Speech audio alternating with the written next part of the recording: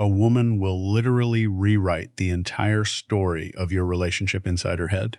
She'll rehearse the breakup speech more new and mentally move on, all because you failed to do something she desperately wanted but refused to ask for. And the worst part? You'll have absolutely no clue what even happened until right now, because I'm about to tell you everything. Let me start with a confession. I almost didn't make this video, and not because the topic is uncomfortable. Trust me, I have zero shame, but because what I'm about to share breaks an unwritten code that women have been silently protecting for generations. Researchers at the University of Texas conducted a multi-year study on communication gaps in romantic relationships. And they found something that should genuinely alarm every man watching this. 72% of women admitted to wanting specific behaviors from their partner that they had never once verbally requested. Not because they forgot, not because it wasn't important, because they believed that having to ask would strip the behavior of its meaning entirely. She would rather go without the thing she wants than have to explain it to you. That's not stubbornness, that's not a flaw, that's wiring. And if you don't understand that wiring, you will keep losing women who are completely in love with you. And you'll never understand why women rarely say what they truly want, why they left. Now, I titled this video Dirty for a reason, but probably not the reason you're thinking. Some of these are physically intimate, sure, but most of them are dirty in a different way. They're the thoughts she buries because society told her wanting them makes her too much, too needy, too traditional, too intense. So she shoves them into a mental vault, locks it, swallows the key, and prays that somehow you just figure it out. Well, today is the day you figure it out, and I'll warn you, number 3 on this list is the one that breaks most relationships. Silently, invisibly, without a single argument. It just erodes things until one day she's gone and you're holding your phone, wondering when everything changed. So pay attention when we get there. Here we go. Number 7, interrupt her overthinking with physical certainty. Every woman has a version of this moment. She's spiraling. Maybe it's about work. Maybe it's about something her mother said. Maybe it's about a comment her friend made 3 days ago that she's been mentally dissecting with forensic precision. Her brain is running 17 tabs and none of them are loading properly. What most men do in the situation is try to fix it. They start troubleshooting. Well, have you tried talking to your boss? Maybe just don't respond to her text. And from a logical standpoint, that makes perfect sense. Problem identified.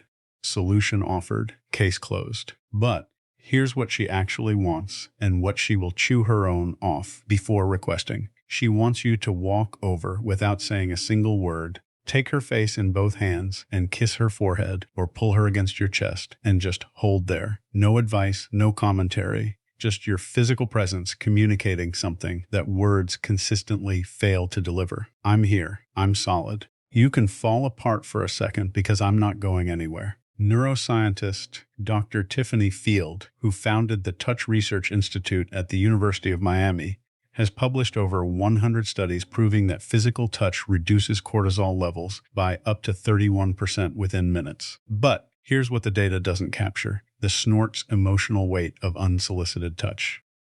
Secret number 1, emotional safety from someone you trust. That's not just stress relief. That's safety made physical. She snorts, won't ask for this because asking for comfort feels like admitting weakness. Most women have been conditioned to handle everything themselves. Requesting to be held feels like filing a formal complaint against her own independence. So she spirals alone and quietly resents that you didn't notice. You don't need to read her mind. You need to read her shoulders.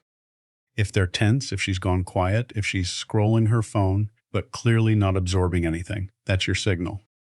Don't ask what's wrong. Just close the distance and be the interruption her nervous system is begging for. Number 6, say her name during intimate moments and not just those moments. There is something neurologically electric about hearing your own name spoken by someone you're attracted to. A study from the journal Brain Research found that hearing your own name activates specific regions of the left hemisphere associated with self-representation and identity processing. Your name is the one word in any language that your brain treats as fundamentally yours. Now apply that to intimacy, not just physical intimacy though. Yes, absolutely that. But also the quiet moments when you're cooking together and he says your name before asking you to hand him the salt. When you're walking ahead of him and he calls your name just to make you turn around so he can look at you. When he's telling a story to his friends and says, "So then Sarah turns to me." And the fact that she exists in his narrative by name, not as my girlfriend or she, but as her. Most men default to pet names, babe, baby, hun. Those are warm and familiar, but also generic. Every woman he's ever dated was probably babe at some point. Her name, though that's exclusively hers. And when you use it in a moment of intensity, a whispered confession, a heated argument where you stop and say her actual name, a moment of closeness where her name is the only word you can manage, that creates a response that pet names simply cannot replicate. She'll never ask you to use her name more often because that would make it feel manufactured. The power is that it feels instinctive, like you're so consumed by her specifically that her name is the word your brain reaches for automatically. Number 5, handle another man's attention toward her with calm dominance, not reactive jealousy. This one is spicy and I know it's going to trigger some debate. So let me be precise. She does not want you to start a fight or make a scene. That's not attractive. That's a liability. But she also doesn't want you to be completely unbothered. If another man is clearly flirting with her and you just sit there sipping your drink with zero reaction, she registers that. And what she registers is not, wow, he's so secure. Secret number 2, calm masculine confidence. What she registers is he doesn't care enough to respond. The sweet spot is calm, measured possessiveness. You walk over, you place your hand on her lower back, you look the other guy in the eye with completely relaxed confidence that says, I see exactly what you're doing, and I'm not even slightly threatened, but she's with me, and we both know it. Maybe you extend a handshake, maybe you introduce yourself, maybe you simply redirect the conversation with a casual smile that communicates absolute ownership of the situation. Evolutionary psychologist Dr. David Buss found that women consistently rated proportional mate guarding as attractive. The key word is proportional. Too much and she feels controlled. Too little and she feels unvalued. But that middle ground where you acknowledge the situation without being destabilized by it, that is profoundly attractive on both a conscious and subconscious level. The dirty part. She might even enjoy the moment a little, not because she wants to make you jealous, but because your response tells her everything about your confidence, your investment, and your willingness to claim her without caging her. That distinction, claiming versus caging, is where most guys get it catastrophically wrong. Number 4, take something off her plate without announcing it. This is the silent killer of female attraction, and almost nobody is talking about it. The American Psychological Association's 2023 Stress in America survey found that women reported significantly higher levels of chronic stress than men across every measured category: work, family, household management, emotional labor, logistics, scheduling. She is running an invisible project management system in her head at all times, and most of it goes completely unnoticed. She wants you to identify one thing on her mental checklist without her having to delegate it and just handle it quietly, completely without expecting a parade. The car needs an oil change, it's done. She mentioned the kitchen faucet is dripping, fixed by the time she gets home. She's been stressing about groceries. The fridge is stocked not because she asked, because you paid attention and acted. Researcher Eve Rodsky calls this cognitive labor in her book Fair Play. Her research shows that in most heterosexual relationships, women carry roughly 70% of this invisible workload. And the exhaustion isn't from the tasks themselves, it's from being the only person who remembers that the tasks exist. When a man proactively handles something without being told, it creates a wave of relief and attraction that is almost embarrassingly powerful. She feels genuinely cared for, not because secret number 3, feeling deeply understood. The task was hard because the noticing was rare. She'll never ask you to do this because asking you to take something off her plate is ironically another thing on her plate. The moment she has to identify the task, explain it, and follow up on whether you did it, she's done more work than if she'd handled it herself. The magic is in the initiative. The magic is in her coming home and realizing something is already done. and she didn't have to think about it for even 1 second. Men who master Clear's throat, this become addictive. Because in a world where she has to manage everything, the man who manages something for her becomes the only place she can actually rest. Number 3. This is the relationship killer I warned you about. She wants you to pursue her after you already have her. That's it. That's the whole thing. And it is staggering how many men completely abandon this the moment the relationship becomes official. During the dating phase, you were incredible. You texted first. You planned dates. You complimented her without being prompted. Every interaction felt like you were actively choosing her, like being with her was a privilege you didn't take for granted. Then you got comfortable. And comfort is wonderful. But somewhere between comfort and complacency, you stopped doing the things that made her fall for you. Not because you stopped caring, because you assumed the work was done.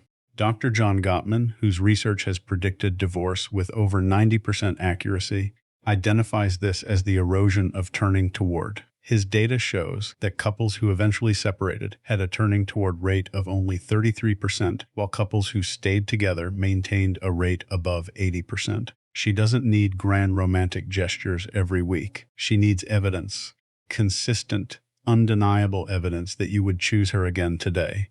That if you met her for the first time this afternoon, you'd still pursue her.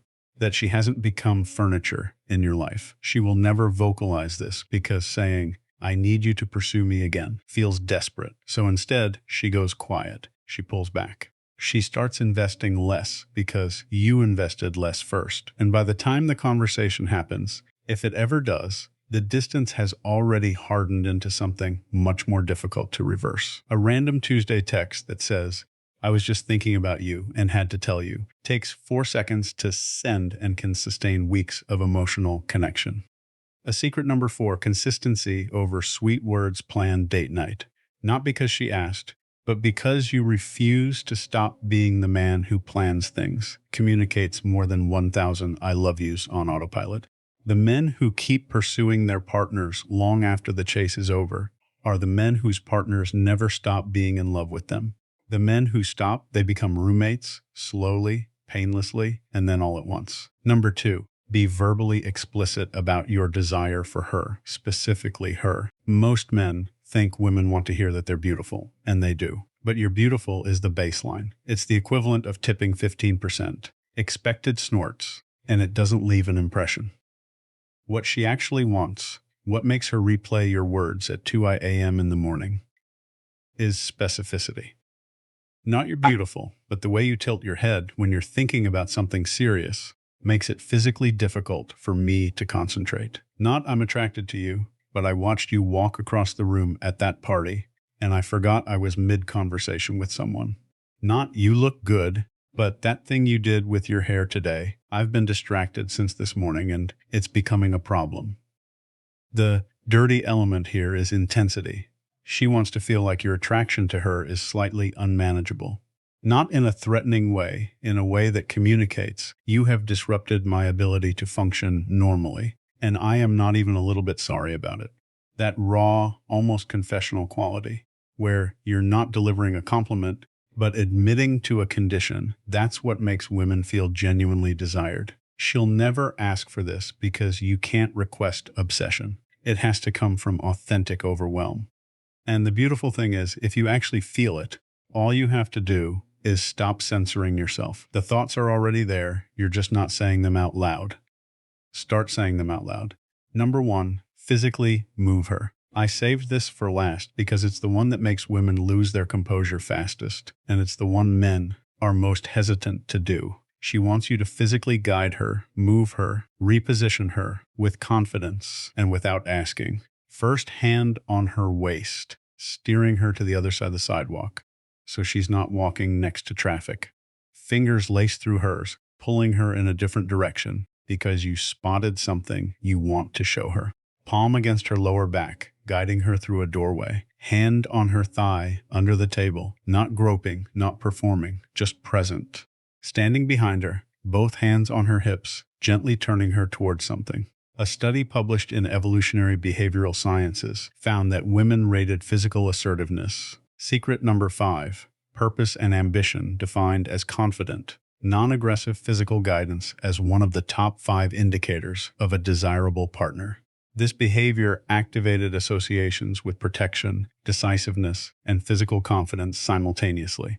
The psychology behind this is primal. Physical movement communicates that you are present in your body, comfortable in your strength, and confident enough to occupy space and to include her in that space. The reason this is number 1 is because it operates entirely outside of language. You can't fake this with words. You can't text it. It only exists in real time in the electricity of physical proximity and the confidence to close that distance without hesitation. She will never say, "I wish you would just grab me and move me where you want me." But every time your hand finds her waist and redirects her, every time you pull her closer without explanation, you become the man she compares every fictional character and every passing fantasy to.